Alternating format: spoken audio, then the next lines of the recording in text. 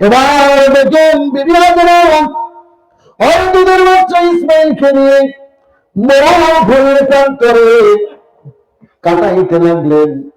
কয়েকদিন পরে রুটিগুলা শেষ হয়ে গেল, পানিগুলা শেষ হয়ে গেল। শত শত মাইলের মধ্যে কোনো মানুষ নাই, জন্মাই বাড়িঘর কিচ্ছু নাই। বিবি হাজেরার জিহ্বাটাও শুকায় গেল। কলিজার টুকরা সন্তান ইসমাইল দুধ পান করতে পারে না, বুকের দুধ শুকায় গেছে। জোরে কথা আল্লাহু আকবার। লক্ষ্য করে শুনেন, মন দিয়ে শুনেন। এইবার বিবি হাজেরা পাগল পারা হয়ে গেল। আল্লাহ, আমি তো তোমার উপরে ভরসা করেছি, আমার এই কলিজার টুকরা সন্তানকে দিয়ে তোমার উপরে ভরসা করেছি। এরপরে বিবি হাজেরা সন্তানকে বাঁচানোর জন্য একটু পানির সন্ধানে বের করে পাশেই সাফা এবং মারোয়া পাহাড়, ওই সাফা পাহাড়ে উঠলেন। ওইটা তাকায় দেখলেন যে পানির মতো থই থই করতেছে। আসলে এটা পানি নয়, এটাকে বলা হয় মরিচিকা। তার মানে দূরে থেকে বালুর দিকে তাকাইবেন, মনে হবে পানি, কিন্তু পানি না, ওটা বালু। এটাকে মরিচিকা বলা হয় তাফসীরের ভাষা। একবার সাফা পাহাড়ে উঠলেন, একবার মারোয়া পাহাড়ে উঠলেন। এরকম পানি ঢেউ খেলতেছে, দৌড়িয়ে যায়। যাওয়ার পরে দেখে বালু। সাফা পাহাড়ে উঠে দেখলেন বালু। একবার সাফায় উঠলেন, একবার মারোয়া পাহাড়ে উঠলেন। আমার আল্লাহ জিবরাইলকে বলে, ও জিবরাইল, বিবি হাজেরা কার উপরে ভরসা করছে? কয় আল্লাহ তোমার উপরে ভরসা করছে। কলিজার টুকরা সন্তান বুকের দুধ পায় না, হাজিরা 3-4 দিন যাবত পানি খায় না, খাবার শেষ হয়ে গেছে। আল্লাহ পানির জন্য দৌড়াদৌড়ি করতেছে। আল্লাহ বলে, জিবরাইল রে, আমার হাজেরা সাফা এবং মারোয়া দৌড়াদৌড়ি করলো, এই দৌড়টা আমি আল্লাহর কাছে ভালো লাগলো। কিয়ামত পর্যন্ত হজে আসলে পরে আমার উম্মতের জন্য দৌড়টা আমি ওয়াজিব করে দেওয়া। জোরে সুবহানাল্লাহ। এবার বিবি হাজেরা চিন্তা করলেন, ভরসা করেছি আল্লাহর উপরে, যা করে কে করবে? আল্লাহ করবে। ইসমাইল পানির জন্য ছটফট করতেছে, খাওয়ার জন্য ছটফট করতেছে, কিন্তু মায়ের বুকে দুধ নাই, দুধ শুকায় গেছে। মায়ের জিহ্বাটাও শুকায় গেছে না খাইতে খাইতে। এবার হঠাৎ করে ইসমাইলের কান্নাটা বন্ধ হয়ে গেল। বিবি হাজেরা মনে করেছে ইসমাইল বুঝি মারা গেল, ওকে খাবার দিতে পারতেছি না। মরুর প্রান্তরের রৌদ্রের তাপ, প্রচন্ড তাপ, এরপরে খাবার নাই, মনে হয় ছেলেটা মারাই গেল। কিন্তু আমার আল্লাহ জিবরাইলকে বলতেছে, জিবরাইল, বিবি হাজেরাকে আমার পরীক্ষা করা শেষ হয়ে গেছে, আর দেরি করো না। ইসমাইলের গলা কানতে কানতে শুকায় গেছে। হাউজে কাউসার থেকে একটা লাইন টেনে ইসমাইলের পায়ে গোড়ালির কাছে নিয়ে যাও। আমার ইসমাইলকে হাউজে কাউসারের পানি দিয়ে গলা ঠান্ডা করে দাও, পিপাসা নিবারণ করে দাও। জিবরাইল ওই যে হাউজে কাউসার থেকে একটা লাইন টান দিয়ে একেবারে জমজমের পর্যন্ত নিয়ে আসলেন। ওখান থেকে ইসমাইলের পায়ের গোড়ালিতে ঠিক যেই জায়গায় আশ্রাইতে ছিল, ওখান থেকে একটা লাইন আল্লাহ বের করলেন। পানিটা ইসমাইলের মুখের মধ্যে পড়লো। ইসমাইলের কান্না বন্ধ হয়ে গেল। মা মনে করলেন ছেলেকে বুঝি পানির জন্য দুধ না খাইতে খাইতে মারা গেল। হাজেরা দৌড়ায় আসছে, কোন আতঙ্ক নেই, আল্লাহর উপরে ভরসা করছে। আইসা দেখে ইসমাইল হাসতেছে, জান্নাতি পানি ইসমাইলের গালের মধ্যে পড়তেছে। জোরে বলেন সুবহানাল্লাহ। মুহূর্তের মধ্যে পানির জন্নাটা বেড়ে গেল। এবার বিবি হাজেরা চতুর্দিক দিয়ে পানির পাথর দিয়ে আটকাইলেন। এরপরেও পানিটা থামে না। আল্লাহর কুদরতি পানি, জান্নাতি পানি। হাজেরা পানিটাকে বললেন, থামো। কি বললেন? থামো। একেবারে সাথে সাথে আল্লাহ রাব্বুল আলামিন ওখান থেকে নাম রেখে দিলেন জমজম। সুবহানাল্লাহ। জমজম শুধু পানি নয়, এটা হলো জান্নাতি পানি, এটা ওষুধ।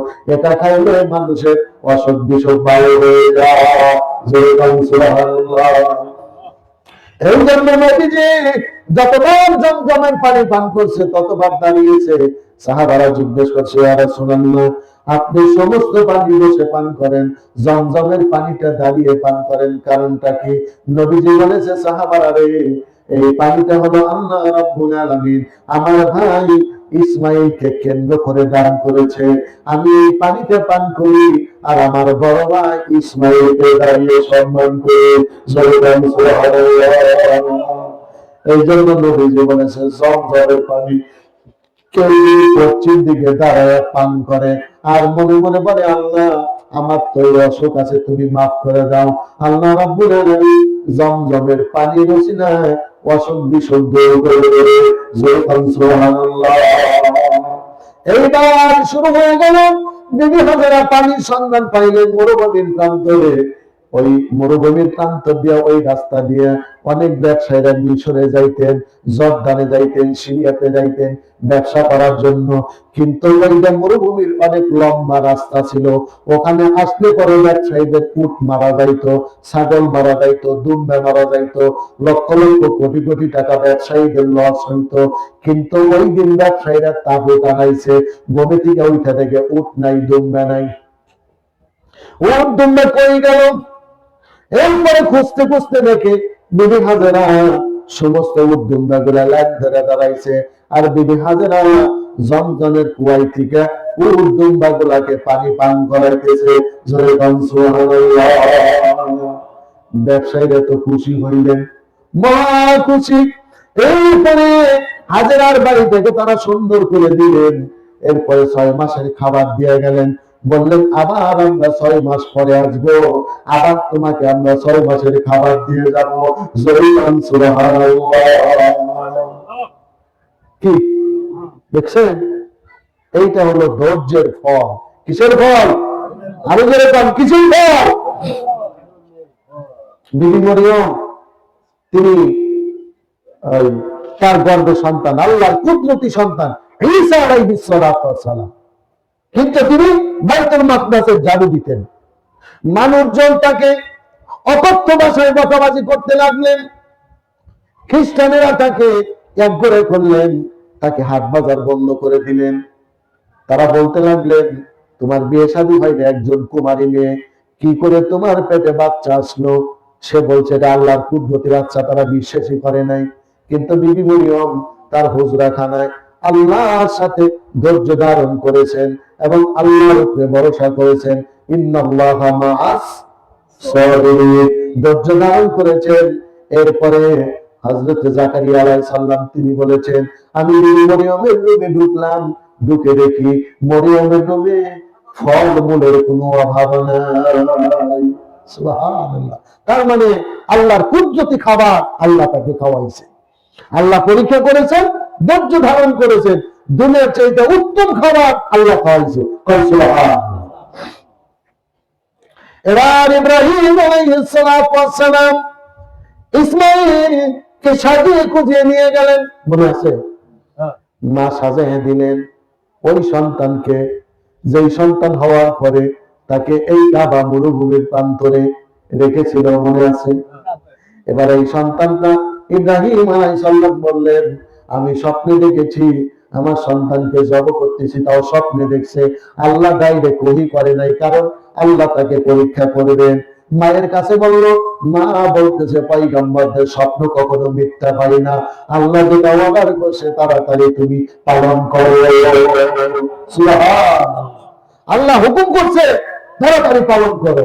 এবার ইসমাঈলকে নিয়ে গেলেন, ইসমাঈলকে নিয়ে গেলেন হযরত ইব্রাহিম আলাইহিস সালাম। এখনই শেষ হয়ে যাবে। যখন নিয়ে গেলেন ইসমাঈলকে জিজ্ঞেস করলেন, বাবা রে, আমি তো এই স্বপ্নে দেখেছি, তুমি কি বলো?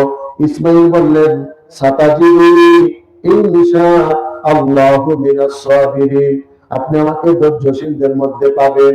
এইবার তাকে চিৎ করে শোয়ানো হলো মিনা প্রান্তরের মধ্যে। যখন জবাই করবে ছুরি চালাবে, ইসমাঈল বলতেছে, বাবা আমার পাটা হাতটা একটু বাঁধেন। কেন গো বাবা বাঁধবো? কয়, আপনি যখন আমার গলায় ছুরি চালাইবেন, যদি আমার পাটা পিতা ইব্রাহিমের শরীরে লেগে যায়, জীবনের জন্য আমি অপরাধী হয়ে যাব, জীবনের জন্য অপরাধী হয়ে যাব। পিতার শরীরের মধ্যে আমার পাটা লেগে গেলে আমি পাপী হয়ে যাব, এই জন্য আমার পাটা বেঁধে নেন, আমার হাতটাও শক্ত করে বেঁধে নেন, আমার চোখটাও বাঁধবেন। কই কেন বাবা তোমার চোখটা বাঁধবো? কয় আম্মা, আপনি যখন আমার গলায় ছুরি চালাইবেন, আপনি আমার পিতা, শেষবারের মতো আপনাকে দেখার জন্য এক নজর তাকাবো, আপনিও যদি আমার দিকে তাকান, চোখে চোখে মিল হয়ে যাওয়া, আল্লাহ আপনার কুরবানি কবুল নাও করতে পারে, এই জন্য আমার চোখটা বাঁধেন, আপনার চোখটাও বেঁধে দেন। সুবহানাল্লাহ। পরবর্তীতে আবার যখন ছুরি চালাবে, ইসমাইল বলতেছে না, আমার হাত পায়ের বাঁধন ছেড়ে দেন। কই কেন?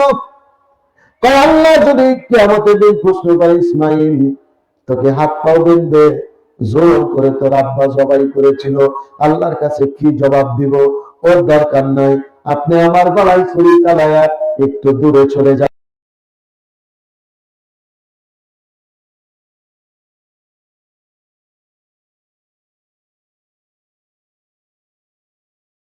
যুবকদেরকে বুঝিয়ে গেল যে খবরদার, পিতা মাতাকে হাত তোলা তো দূরের কথা, তোমার অজ্ঞানও যাতে পিতার শরীরের মধ্যে তোমার পা না লাগে। যদি আল্লাহু আকবার। শেষ কথাটা ইসমাইল বলতেছে, বাবা গো, এই যে আমার শরীরের মধ্যে যে জামাটা তুমি দেখতেছো, এই জামাটা আমার মা বড় শখ করে বানিয়ে দিয়েছিল। এই জামাটা যখন আমার মাসি নাই বলে, তখন আমি বলেছিলাম, মা জামাটা দাও একটু পরে দেখি। সেদিন আমার মা বলেছিল, বাবারে এই জামাটা তোকে আমি সেই দিন পরায় দিব যেই দিন তোর পিতা আমার বাড়িতে আসবে। আজকে তুমি এসেছো, নতুন জামাটা আমার মা পরিয়ে দিয়েছে। বাবা গো, আমার দেহটা মারা, দেহটা বিনা প্রান্তরে পড়ে থাকবে, আমার এই রক্ত মাখা জামাটা আর আমার জনম দুঃখী মায়ের কাছে তুমি দিও।